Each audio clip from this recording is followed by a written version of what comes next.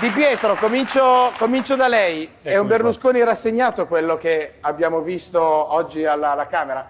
Evidentemente rassegnato perché ha capito che non è più il dominus assoluto del centrodestra, qualcuno direbbe non è più il padrone del centrodestra, magari lei.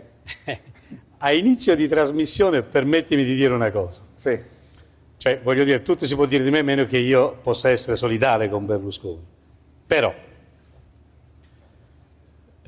voglio dire, se è successo quel che è successo, è perché in Parlamento non c'è solo lo sciripoti che ci ho mandato io la prima volta, ma è pieno di sciripoti che erano pronti e hanno fatto capire che si vendevano l'anima al diavolo. Ecco, io non sono assolutamente d'accordo sul fatto che si usi la politica per interessi personali, specie di tipo giudiziario, ma mi fanno schifo quelli che vendono il proprio voto al migliore offerente e che ieri l'ha dannato l'una e oggi all'altra. Oggi le sta un po' più simpatico Berlusconi? Oggi le sta un po' più simpatico o ha la solidarietà di Di Pietro?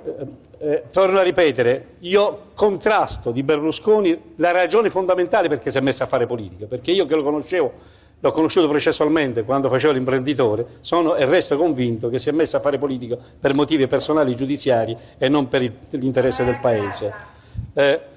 Questo sono convinto io e rispetto chi la pensa diversamente. Rispetto molto chi la dopo pensa farai le domande.